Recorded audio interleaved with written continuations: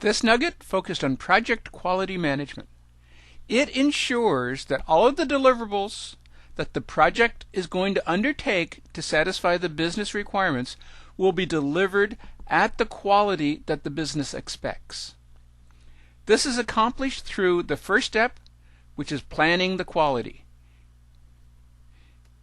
Ensuring that you have a firm understanding of the quality expectations of the business sponsor, and ensuring that the processes are defined to ensure that the quality will be delivered to the business sponsor's expectations. Project quality management is about ensuring that we are delivering, that we have the processes in place to meet the business sponsor's expectations. And we accomplish that through the plan, ensuring that the quality expectations are defined, that the processes to meet the expectations are defined, and most importantly, that all participants in the project understand what the processes are. We ensure the quality happens to the next steps, which is performing the quality assurance and performing the quality control. This validates that we're doing the right things and that we're doing the right things correctly. Before we get into a detailed review of what the quality process is as defined in the PMBOK guide, it's important to step back and ask the question, what is quality? As many people as take this Nugget series, we will get as many different definitions of quality. Therefore, it's important that we take this time to define what is quality from the viewpoint of the PMBOK guide, and more importantly, what is quality from the viewpoint of passing your PMP certification exam. This definition of quality may differ somewhat, slightly perhaps, from the definition of quality in your organization. To pass the PMP exam, it's important that you understand what the definition of quality is from the PMBOK guide. And the PMBOK guide defines quality as conformance to requirements. If your project delivers the end product that satisfies the requirements as stated for the project, i.e. that satisfies the scope statement, that you deliver each and every component that's defined in the scope statement, then you have delivered a quality project because it conforms to the requirements, provided it meets the second criteria as well, fitness for use. Delivering a product that conforms to requirements that's unfit for use because it's unsafe structurally, that's unfit for use because it's full of bugs, that's unfit for use for any of a variety of reasons is not the definition of quality. So again, PMBOK guide defines quality as conformance to requirements, satisfies the project scope statement, and is determined to be fit for use by the business. As just mentioned, the PMBOK guide has its own definition of quality. Conformance to requirements, fitness for use. That's not to suggest it differs from, is unique from, any of a number of different quality standards, and I've listed a few here, whether they are specific standards or they're specific well-known experts in the quality field. There are certainly a wide variety of quality standards, quality benchmarks available in the industry. The PMBOK guide strives to be consistent with all of these processes, all of these quality statements, with its simple statement of conformance to requirements and fitness to use. The PMBOK guide's definition of quality is focused on customer satisfaction.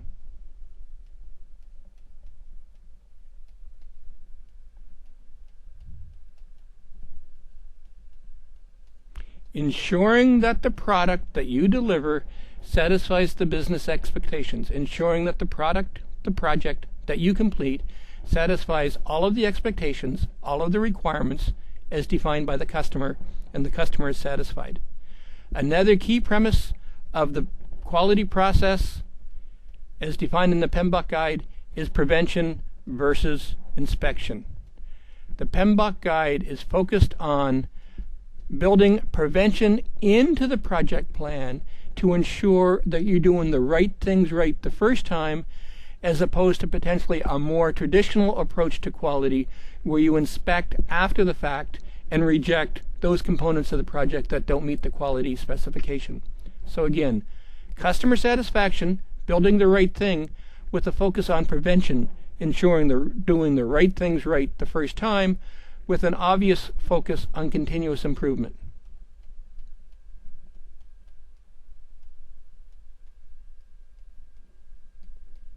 So it's with its very broad definition of quality, fitness to requirements, conformance to requirements rather, fitness for use, the PMBOK guide is consistent with the approaches defined by these standards and these industry experts, with its focus on customer satisfaction, focusing on prevention, building the project plan to ensure that the quality processes are included in the project plan, with a focus on continuous improvement, that we're learning from our mistakes and we're improving the process, is the focus of quality as defined in the PMBOK guide.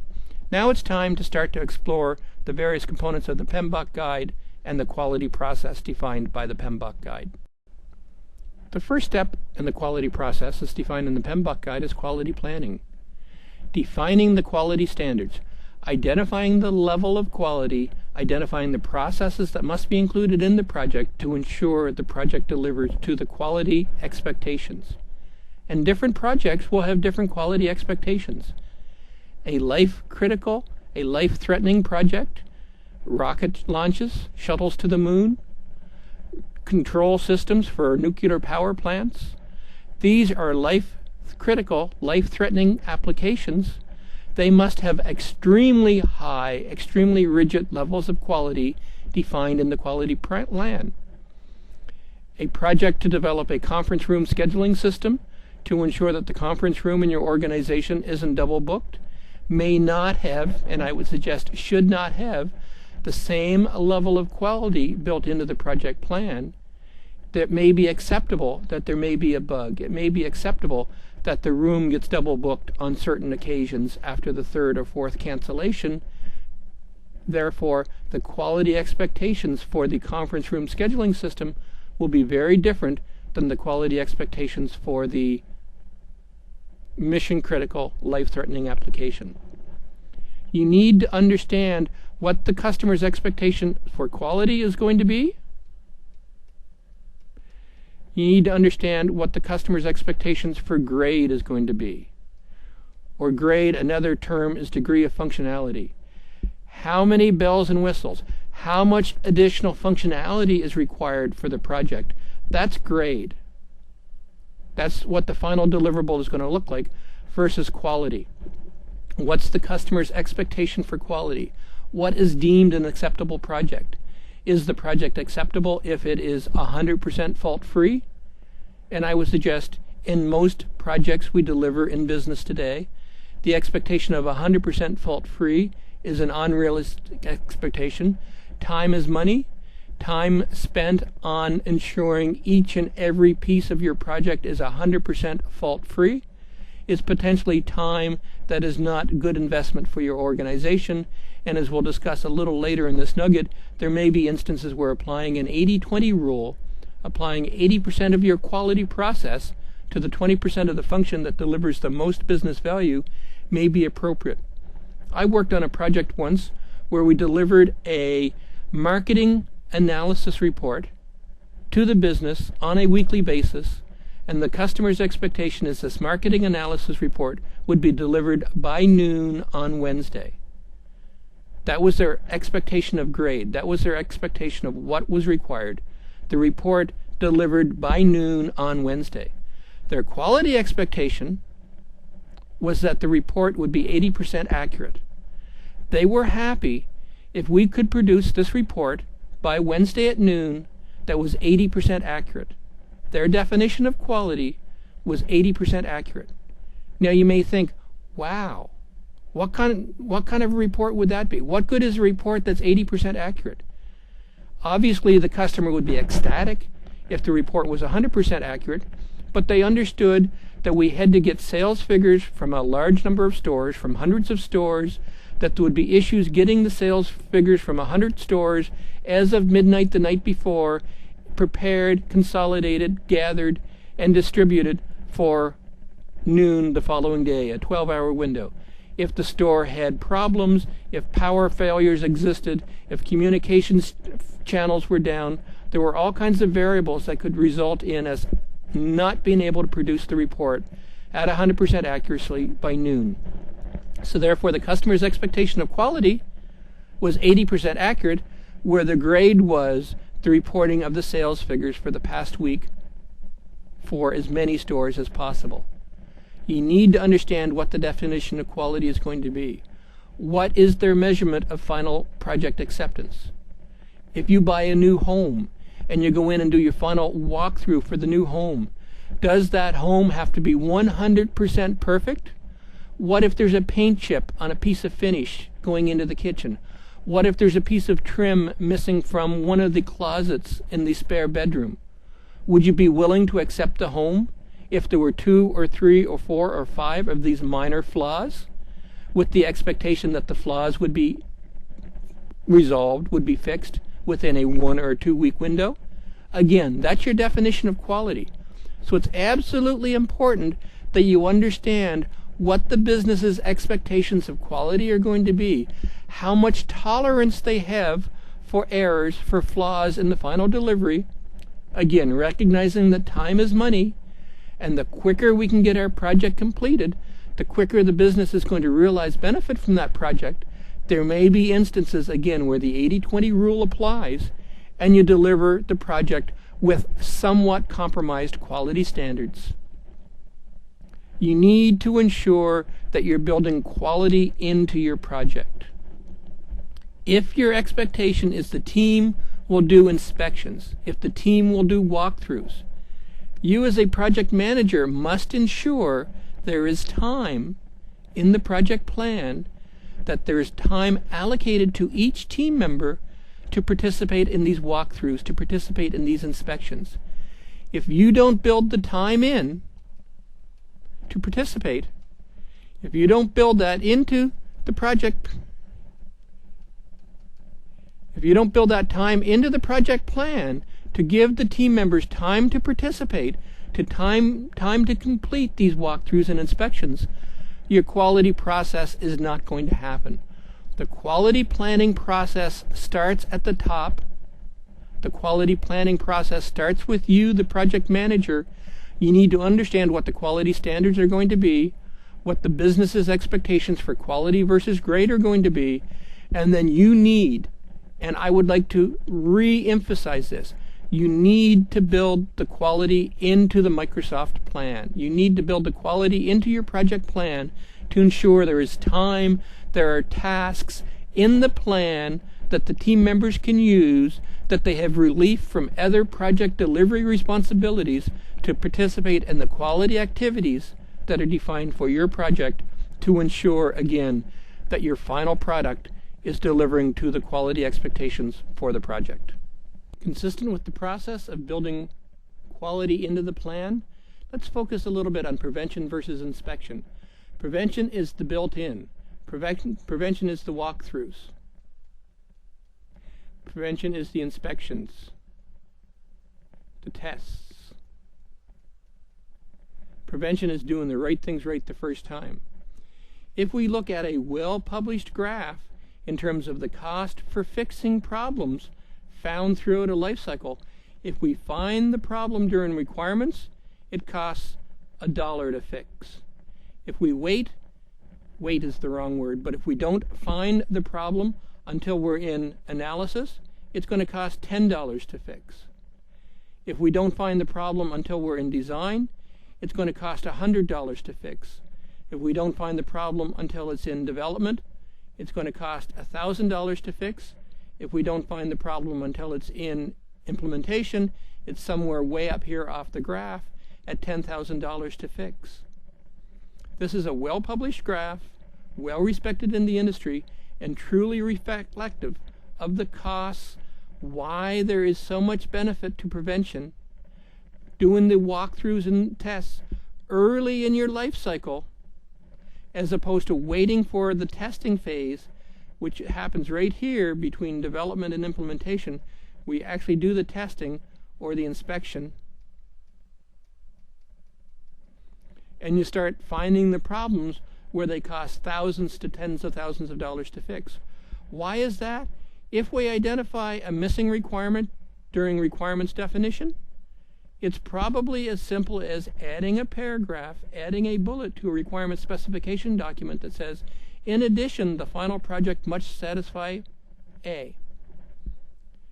If we don't find it until we're in analysis, work has been done, other requirements have been analyzed, you may have to go back and backtrack and fix some other decisions that have been made to resolve, to add the extra functionality for the missed requirement. Similarly, if we don't find it until we're in design, at the $100 level, we're now going back, having to rework and potentially even redesign components for our project to ensure the new requirement fits in, on through development, where we have to undo some work that's already been done for the project, and then we have to redo, and so on. So it's very easy to see how this exponential curve is reality, how this exponential curve can truly affect our project, why it is so important to build quality into our plan to ensure that the time for the walkthroughs and the tests happen early. And that's the key. The prevention is early detection, where inspection is the traditional testing, which happens later in the project when we finally have a final product that can be tested. With the completion of the quality planning process and the development of the quality management plan, we go into actually delivering on the project and actually ensuring the quality processes are followed. The first step for doing that is quality assurance.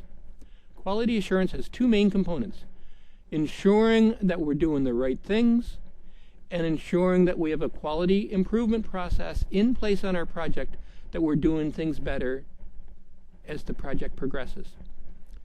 So doing the right things. Doing the right things is all about ensuring that the activities defined in your project plan, that the activities defined in your quality management plan are adhered to by all team members for the project.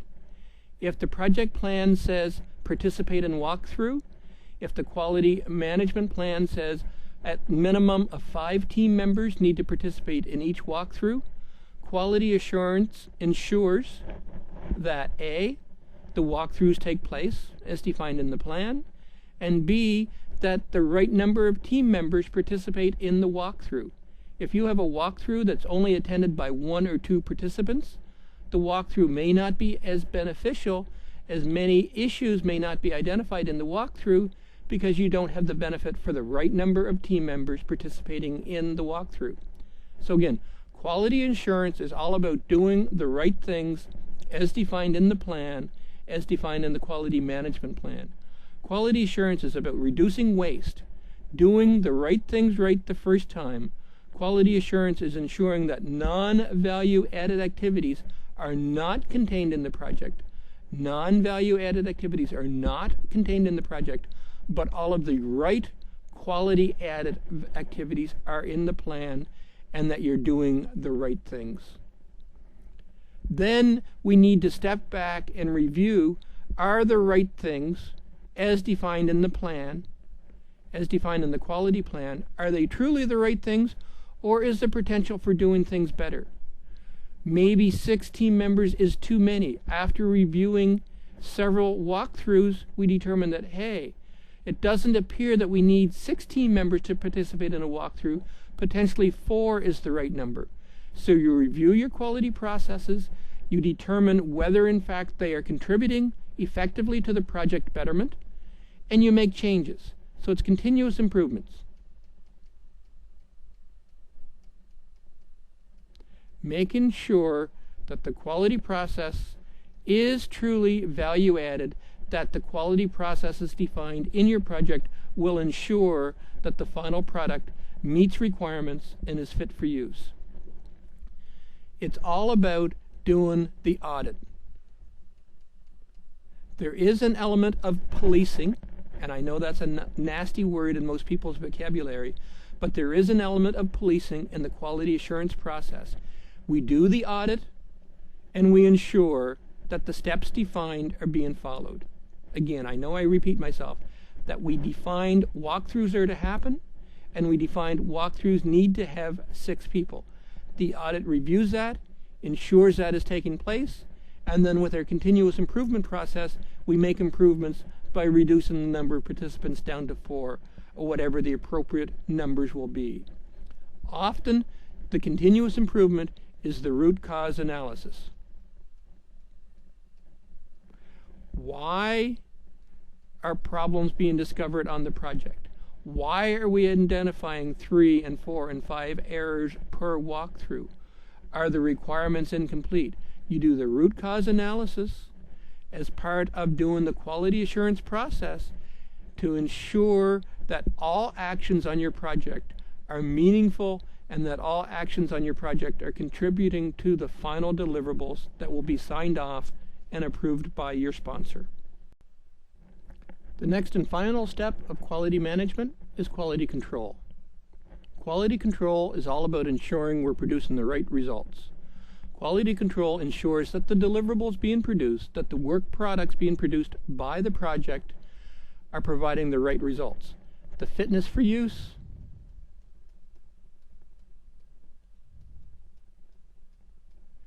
that the product of our project will in fact satisfy the business requirements and that it is usable in the organization. Quality control is validating and reviewing that we're producing the right results to satisfy the business requirements and that it is fit for use. Processes used in quality control: testing, reviewing the work, testing it, validating it, ensuring that it works.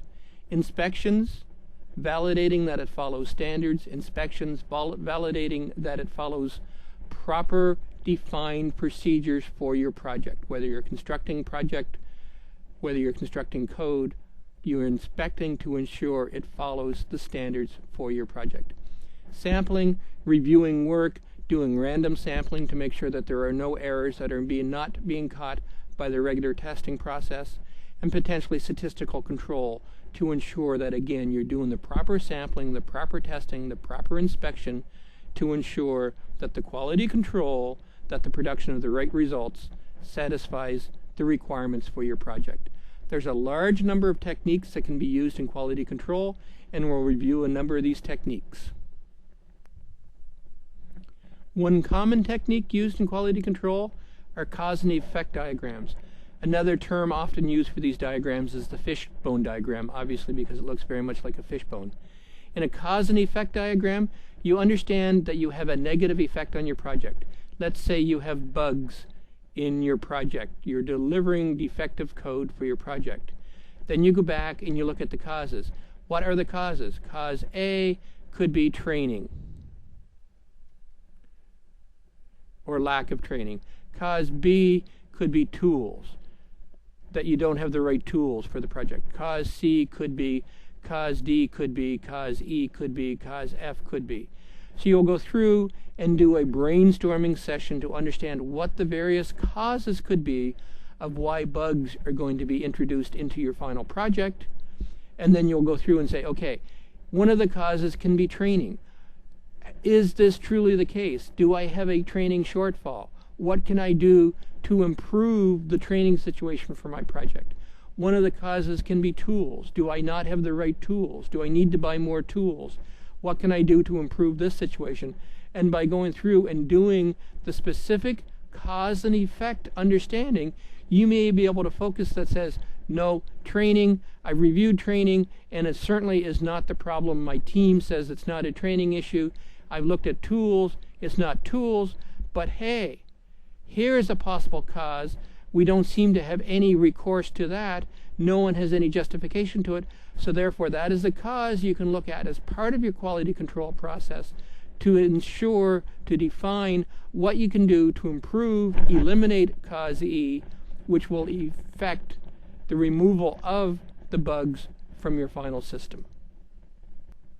Another very common technique used is the Pareto chart. The Pareto chart is used where you can identify specific problems. You can categorize defects or problems related to your project into a number of categories. For simplicity, I've just labeled them A, B, C, D, E, and you can measure the number of defects associated with each one of the problems.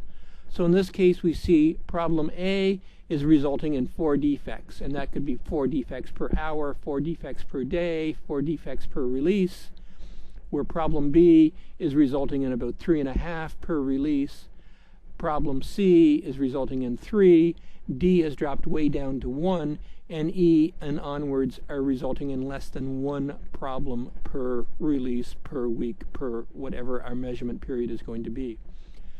The purpose of the Pareto chart, the focus of the Pareto chart, is the application of the 80-20 rule.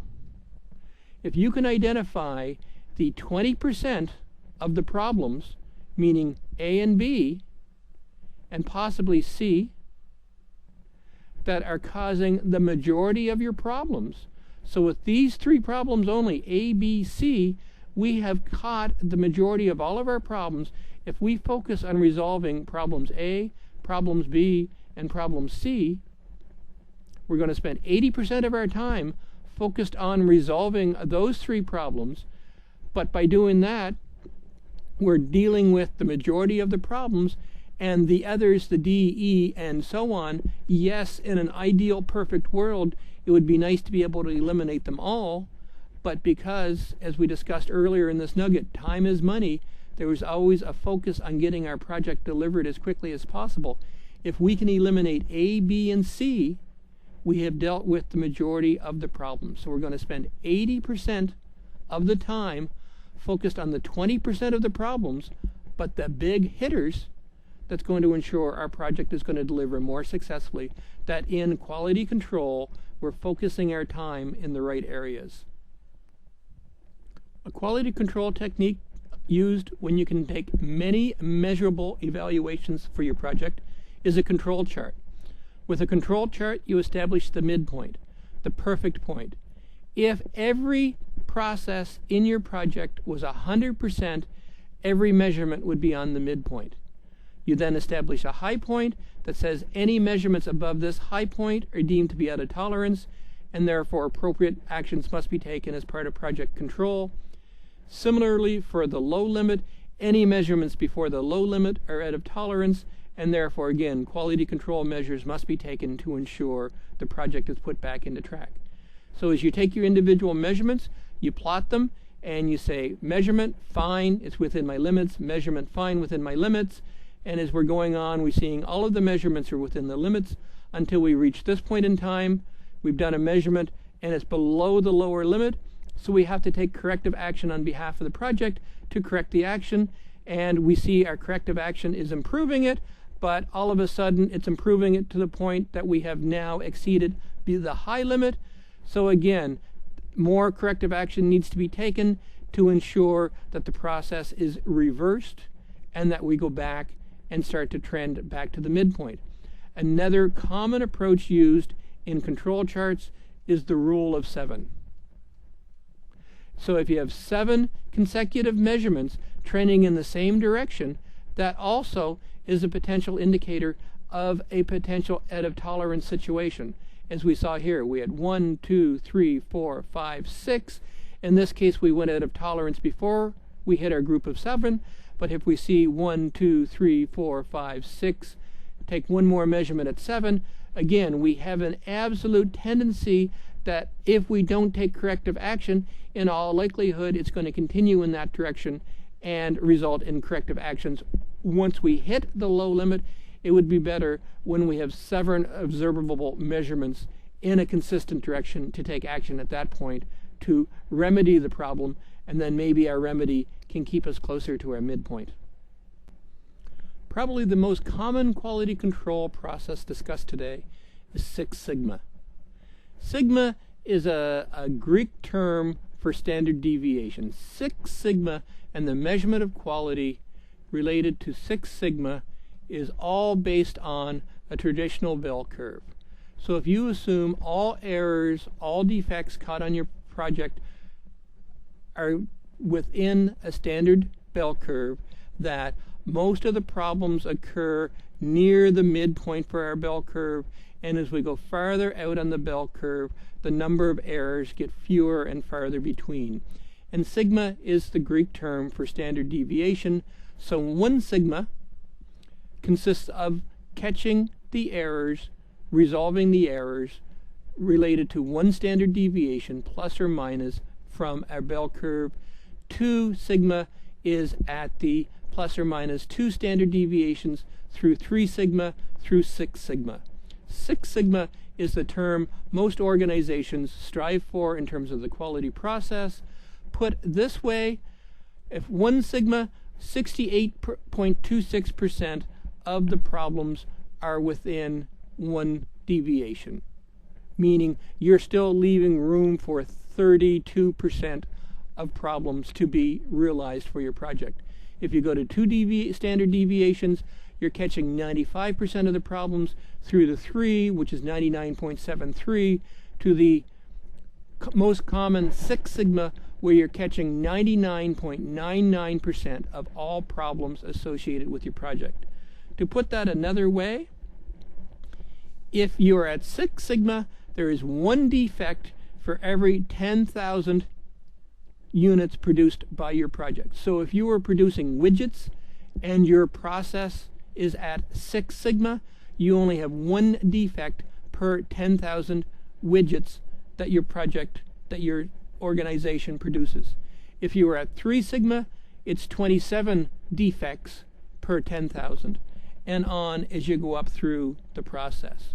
So 6 sigma is nothing more than a quality process where you try to refine your quality system, your quality control process, to ensure that you're catching all of the errors farther out in the bell curve, that you're striving towards perfection, that you're striving towards, if you're going for 6 sigma, the 99.99% resolution, or 1 defect in 10,000.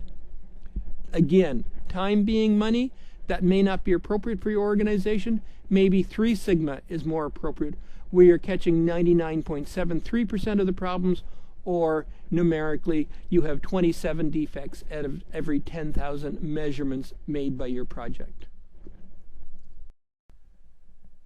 There are many other quality control tools that are appropriate for use on projects, and I'm including them here in this nugget to ensure you're aware of all of the terms as they may appear on the PMBOK guide tests, your PMP certification test. Other quality control tools may be run charts, scatter diagrams, sampling, inspections, defect reviews. So again, be aware of these other terms. The ones that we've discussed in more detail are the more common ones, the more common approaches you would use on your projects, and the type of questions that you will more commonly see on your PMP prep. But be aware that run charts, scatter diagrams, sampling, inspections, and defect reviews are other quality control tools that may be appropriate for your project and may appear on the PMP exam. This concludes our nugget on project quality management. Quality management begins with the plan. In the plan, you work to understand the business expectations, the business requirements for quality, and then you build the steps for quality in to the project.